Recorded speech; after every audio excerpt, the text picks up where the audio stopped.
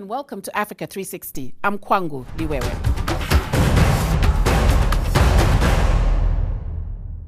A South African court recently found 4 men guilty of trying to kill General Kayumba Nywamwasa, an exiled critic of Rwandan President Paul Kagame. The case strained diplomatic ties between Pretoria and Kigali. Rwandan political exiles have consistently pointed an accusing finger at Kigali for dozens of attacks on President Kagame's critics on foreign soil.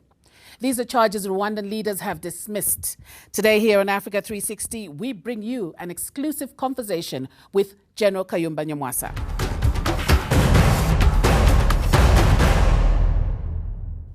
Before I start my conversation with General Nyamwasa, let's take a look at this timeline of events to give you a sense of who General Kayumba Nyamwasa is.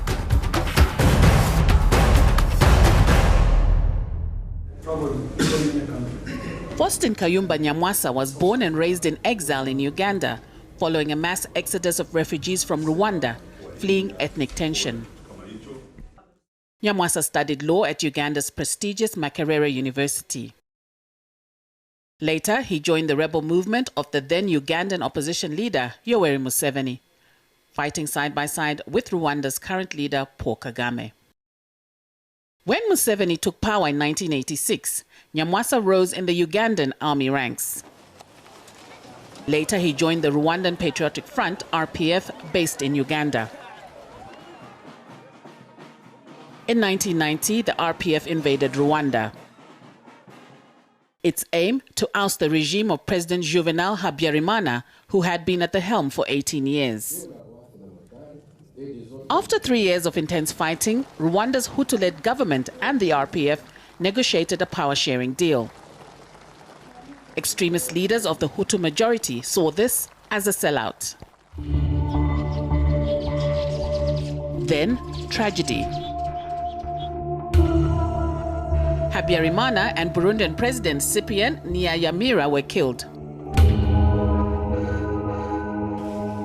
The aircraft they were traveling in was shot down near Kigali International Airport. The assassination sparked the infamous Rwandan genocide in 1994. An estimated 800,000 people were brutally murdered. The international community turned a blind eye to the massacres.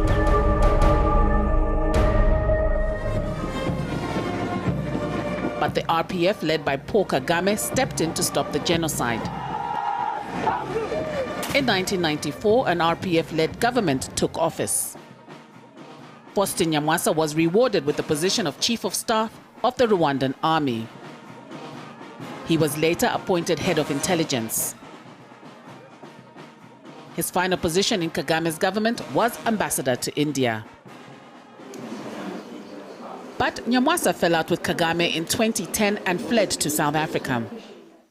Kagame maintains that Nyamwasa is corrupt and has been involved in acts of terrorism. People who had been in different positions and, they ran away from the country because they cannot stand to be held accountable for their responsibilities. And then they are associated with actual actions related to that affect the national security of our country.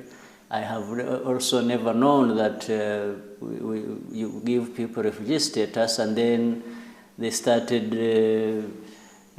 making noises about taking the war to the countries where they have originated. 3 months into exile in South Africa, Nyamwasa was shot in the stomach. He blames this attempt on his life on Kagame. 6 men, 3 Rwandan and 3 Tanzanian, were arrested in connection with the shooting. The trial in Johannesburg lasted 4 years. This August, the judge acquitted 2 suspects. He found the other 4 guilty of attempted murder. The judge ruled that the shooting was politically motivated. But Kigali maintains it was not involved.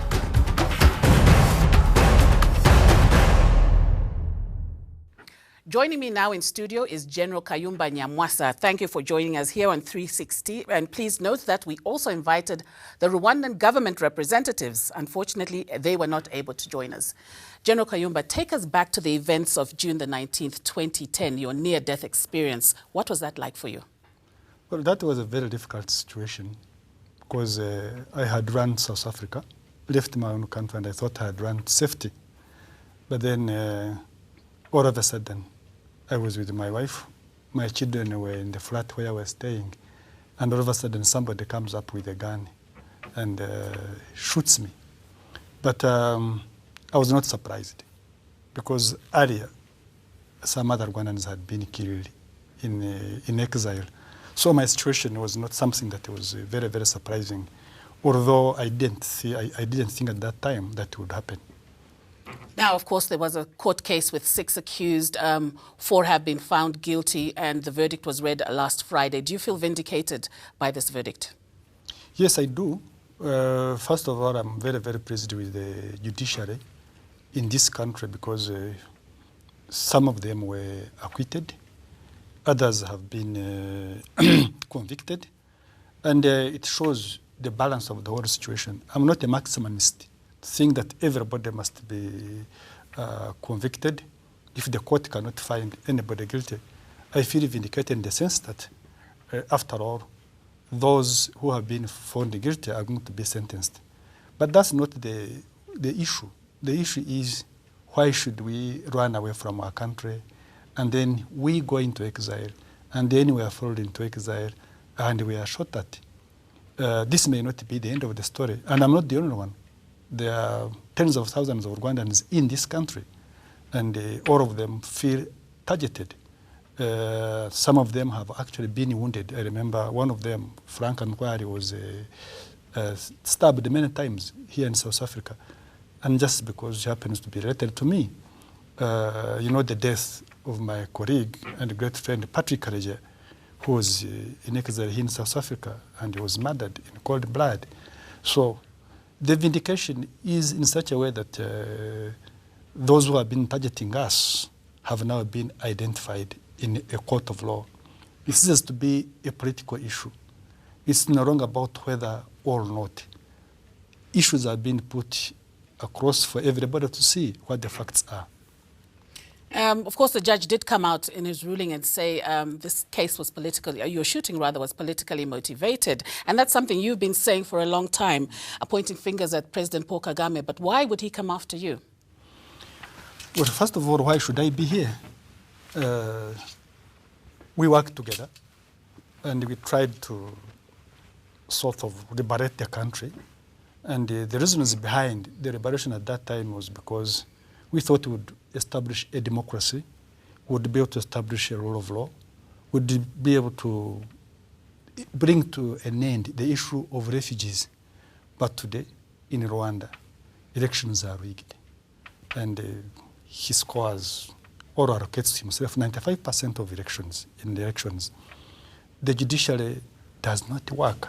And that's why people like former President Pastor Bizimungu were taken to prison for just forming an opposition party. Ingabire, a lady who was never involved in genocide, came to vie for the post of president, is in prison. Bernard Ntaganda, most of all those opposition politicians are in prison. But why is he particularly targeting you? What's the problem between the two of you? He's targeting me because he targeted me because I advised him, because we were quite close, I advised him that we should concentrate much more on reconciliation, and we should not, who had won the war? We are the victors. We should be magnanimous in victory. Talk even to the opposition and allow them even to have a voice within the system. So my advice, in a way, was construed as probably going against the line, whereby he was trying to entrench himself and probably entrench his party. And I thought that is not what we had struggled for. Well, do stay with us, because after the break, I'll continue my conversation with General Kayumba Nyamwasa. And when we come back, I will ask him about his relationship with President Paul Kagame, further details on this, and efforts for him to try and reconcile Rwanda. Do stay with us. And actually, I don't even think even Kagame is my enemy, in my own sense, because I cannot afford to have enemies.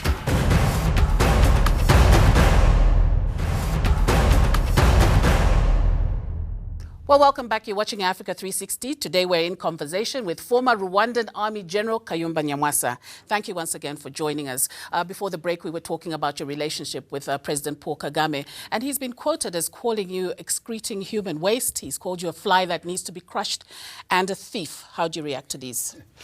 Well, he has called me all those sorts of things, but I don't feel bitter, and I'm not very spiteful about that kind of situation. The issue is I'm not human, I'm not a human waste, but it's just because I'm able to talk maybe a different language of what you should be able to expect, and then he abuses me like that. But I don't take issue. I don't take any issue with that, because what is at stake is the democracy of our country, the judiciary, the issue of refugees and human rights. But you seem more than convinced that it's actually him who was after you. But bearing in mind, if we look at your history, I mean, you did fight in a war in Uganda under Museveni, and you've fought in a lot of wars. You crushed the rebellion, or rather the genocide in Rwanda. So you must have a lot of enemies. What makes you think it's Paul Kagame who's coming after you? No, I don't have any enemies, because when we were fighting those wars, I wasn't alone, and I was not really the overall commander. If you talk about the enemies of the people, maybe when we were fighting in Uganda, the Museveni and the other commanders, or even in Rwanda for that matter, we're doing that not as individuals, but as a collective. And therefore, I don't have personal enemies. And actually, I don't even think even Kagame is my enemy, in my own sense, because I cannot afford to have enemies, because that was going to burden my heart. And that's why I don't feel bitter. So I don't consider him as an enemy. But I think what he's doing is a situation, is creating a situation whereby he's creating imaginary enemies. So he creates enemies, but as far as I'm concerned, I don't think I've got enemies out there, because I lived in Uganda for all those years. I lived in Rwanda. Nobody ever accosted me, and nobody abuses me. So the person who's abusing me, the person who celebrated the death of my friend, Patrick Karegeya, and the person who actually went to Parliament and said he's going to kill us because we are flies. What else should I say? But General Nyamwasa, you are wanted in Spain, you're wanted in France, and even there's a 24-year sentence on you in Kigali. Are all these countries wrong about you? Why are they targeting you? No. Look, talk about France. When you talk about France, first of all those indictments were suspended, and investigations were carried on. Now they are investigating, so put them on the side. We talk about Spain. We have asked the Spanish to come and talk to me. So what I'm telling you is these are issues that happened during the war. I was not the commander. But are you willing to talk to Spain and France about these issues? 100%. Actually, I've talked to them and asked them to talk to me if they want, but they haven't showed up. So I'm not afraid, because just like the previous case, you're talking about 6 people were accused in my own case. 2 were acquitted. It's simply because, not because they are not guilty, or maybe because they didn't be the other, but they were acquitted. So even in this case of France and Spain, I'm very confident. Because, after all, Rosa Kabuye was taken to France, but she was released and she's now in Kigali. We're still talking about the French, of course. Their accusation is that you took part in the shooting down of the former President Habyarimana's plane. I know you've spoken about this in the past, but who actually shot that plane down? Oh, well, this is a matter which is sub judice. But the issue is that I didn't take part in the shooting of the plane, because I was not in Kigali, by the way. Whoever shot Habyarimana must have been in Kigali, and I was not in Kigali. Do you know who shot down the plane? So it's not true that I shot or even ordered the killing of Habyarimana.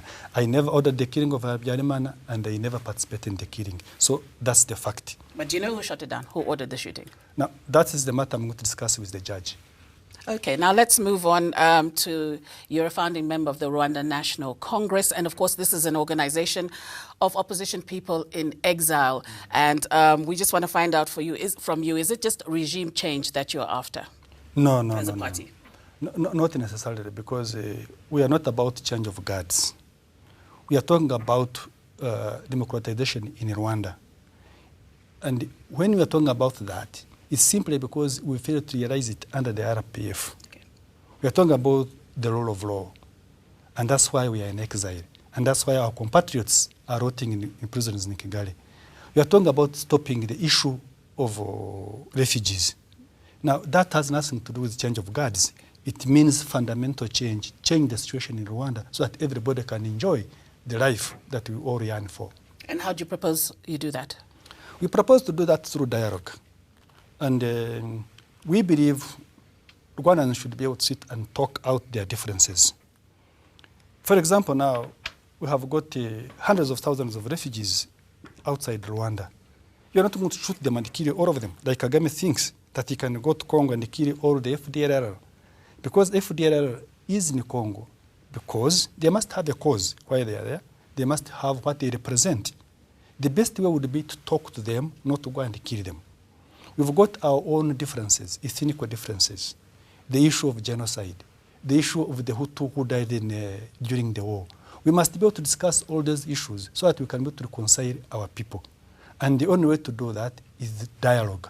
Without dialogue, Rwanda will not reconcile with itself, nor is it going to reconcile with its people. Have you made any efforts towards making dialogue with President Paul Kagame? No, well, I haven't. Who's the dialogue with and the dialogue you're referring to? Well, I'm talking to other Rwandans who are outside in exile mainly. Okay. And we talked to some people, even in the country, people who are in Rwanda, to try and find a formula through which we can be able to reconcile our people. So with Kagame, no, I haven't talked to him. And I don't think he'd wish to talk to me anyway, because I think for him his objective is to kill me. When I talk about dialogue, for him he's talking about either war or killing, and that's the difference. Well, join us after the break, because when we come back, I continue my conversation with General Kayumba Nyamwasa. Do stay with us. We cannot reconcile without talking. We shall not be able to address our own wrongs without airing them out. So my advice... Are you advocating for protests? Yes, in case they are necessary.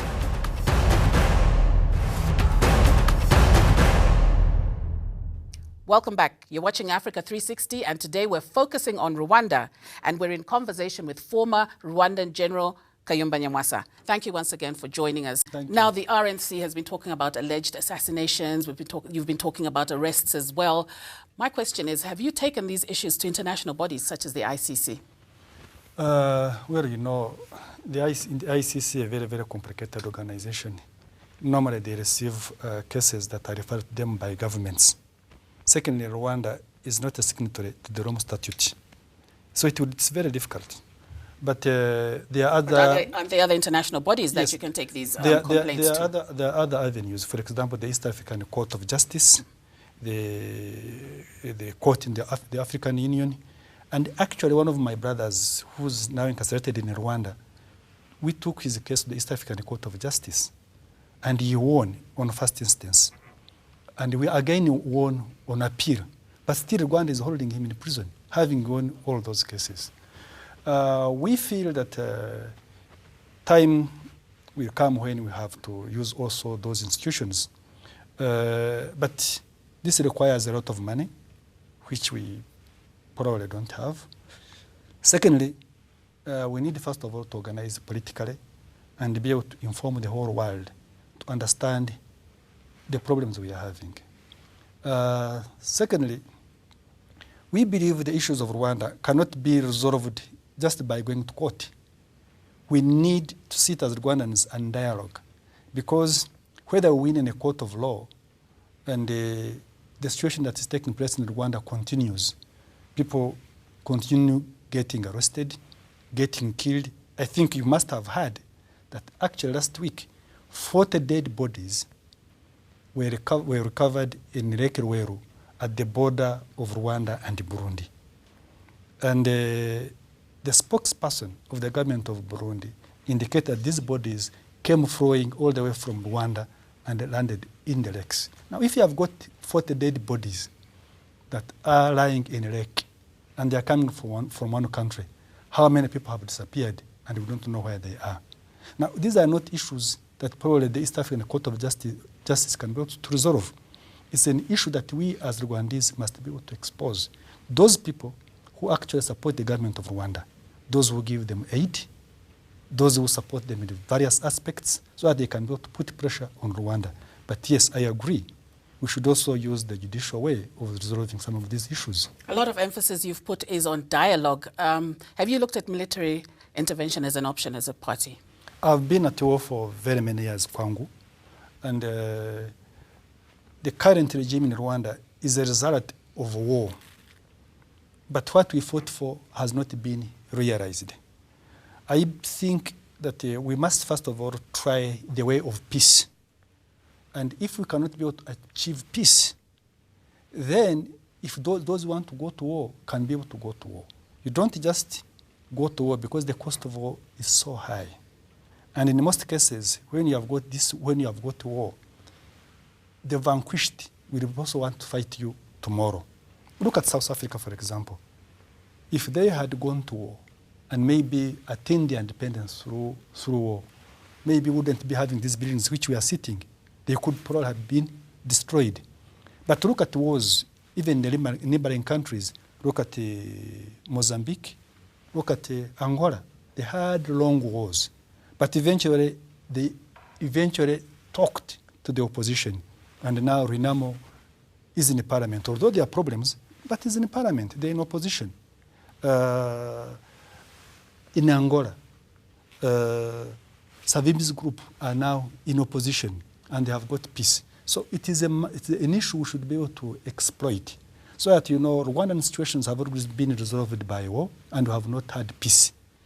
If we can be able to look at peaceful means as a way of resolving the problem, because that has not been tried, maybe that should be the way that we should be able to pursue. Kayumba Nywamwasa, what will it take for you to go home? It will take me a lot of effort. A lot of effort in the sense that we are talking about peaceful means.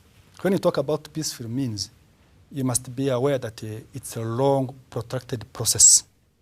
And that's what we are pursuing. It can take a short time, just it can take a very long time. But we are prepared to build our country. President Kagame, of course, has been quoted as saying, let's wait and see, when he was questioned about the next election in 2017. If he does decide to go on, what does this mean for your struggle? We shall talk, because there are lots of Rwandans out there, both in the diaspora and those who are in the country, who would want to see him abide by the Constitution. And the indications are that he's going to change the Constitution and stand for the third time. If Rwandans believe that should be the way, then that would be quite unfortunate. But I don't think that's what's going to happen. And you don't think he's going to stand in 2017? No, he's going to. He's going to change the Constitution. He's going to try and change the Constitution. And that's why he's labeling a lot of Rwandan Patriotic Front cadres traitors, because they are opposing the third term. And since now the opposition has started from within, it's going to build a momentum. And by 2017, I cannot speculate what will be happening. Do you have any presidential aspirations? No, not at all. Not at all, because when you are in a struggle like this one, you don't know whether you will survive or whether you will die within the struggle. You don't look at presidential ambitions. You look at actually what you're going to achieve, and that's what I'm looking at. And finally, what message do you have for the Rwandan people, especially those in Kigali right now and in the broader country, of course? Yes, the Rwandan people, first of all, my message is that they should resist oppression. They should come out and talk. When we've been to Rwanda, when you go on the street in Kigali, you won't see a hawker. You won't see a beggar. Which is a good thing, isn't it? What do you mean? I mean, beggars and hawkers. Where did they go? Where did they go? It's simply because these people have been taken overnight and incarcerated on an island in Iwawa, or even incarcerated in the villages. Number two, you cannot talk to anybody in Rwanda and talk to them freely. Everybody is hiding or even telling you lies. We are saying they should go out and speak and talk. We cannot reconcile without talking. We shall not be able to address our own wrongs without airing them out. So my Are you advocating for protests? Yes, in case they are necessary, and they are now necessary. Yes, protests, because those are peaceful, and you are talking about changing the situation peacefully than picking guns. Thank you very much for joining us on Africa 360. That was former Rwandan Army Chief General Nyamwasa talking to us here on Africa 360 about a number of issues relating to Rwanda and also sharing his views on efforts to reconcile the Rwandan nation that is still healing from the deep wounds of genocide 20 years ago. Please tell us what you think about the conversation with General Nyamwasa. You can join the debate by going to our Facebook page or tweet us your views at Africa360_ENCA. You can also send us an email at Africa360@enca.com. So until next time, it's goodbye for now. Thanks for watching.